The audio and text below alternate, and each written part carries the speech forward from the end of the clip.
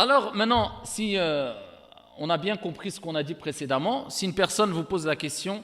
et vous demande est-ce que je dois faire al-adhan si je suis amené à faire la prière, donc on a bien compris la prière obligatoire, pas surérogatoire, la prière obligatoire chez moi. La réponse est non, ce n'est pas une sunna mu'akkada. Donc si on prend le mashhur dans le madhab de l'imam Malik rahimahullah ta'ala, et si on prend l'avis de l'jumhur, ce n'est pas un fard, donc ce n'est pas considéré comme fard kifaya, d'accord, une obligation qui incombe à une partie de la communauté. Tout simplement parce que l'objectif à travers son adhan, s'il prie chez lui seul, ce n'est pas d'appeler les gens, parce qu'il va prier tout seul. Et al-Malikiya, rahimahullah ta'ala, ont considéré cela comme étant makrouh, détestable. C'est-à-dire que celui qui fait l'adhan, l'appel à la prière, alors qu'il est seul, alors qu'il est résident, muqim, eh bien cela est makrouh, détestable. Ici, ils ont pris comme argumentation le hadith rapporté par Muslim, et le hadith rapporté par Muslim et l'imam Malik rahimahullah ta'ala, où le prophète alayhi salatu wassalam, lors d'une expédition,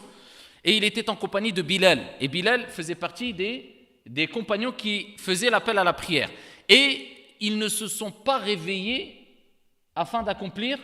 salat al-subh, ils ont été pris par le sommeil.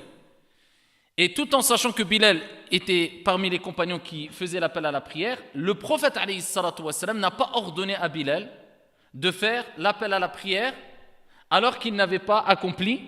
ici la prière dans son premier temps. Ils ont été pris par le sommeil. Donc ils l'ont retardé la prière involontairement, et le prophète alayhi salatu wassalam, bien qu'il savait qu'ils allaient la prier en groupe, mais l'objectif n'était pas d'appeler d'autres gens parce que le temps de la prière était sorti déjà, afin qu'ils les rejoignent dans la prière. Et voilà pourquoi le prophète alayhi salatu wassalam n'a pas ordonné à Bilal de faire l'appel à la prière. Et parmi les savants dans le madhab de l'imam Malik rahimahullah ta'ala, eh bien, qui ont considéré que ce n'était pas obligatoire ou bien fortement recommandé, eh bien, ils ont utilisé ce hadith qui nous indique que quand on prie avec un groupe restreint, on n'espère pas que quelqu'un nous rejoigne dans la prière, eh bien, il est makrouh, détestable, de faire al-adhan.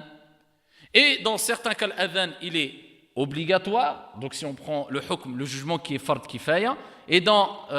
certains cas, il est interdit, comme celui qui va faire l'appel à la prière pour vouloir indiquer l'entrée d'une prière alors que la prière n'est pas encore rentrée. Donc celui qui prie chez lui seul,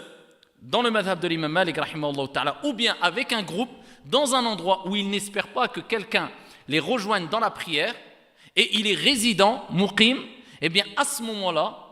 il est makrouh, détestable pour lui de faire al-adhan, il fait directement la prière, et il est préférable pour lui de faire quand même al-iqamah.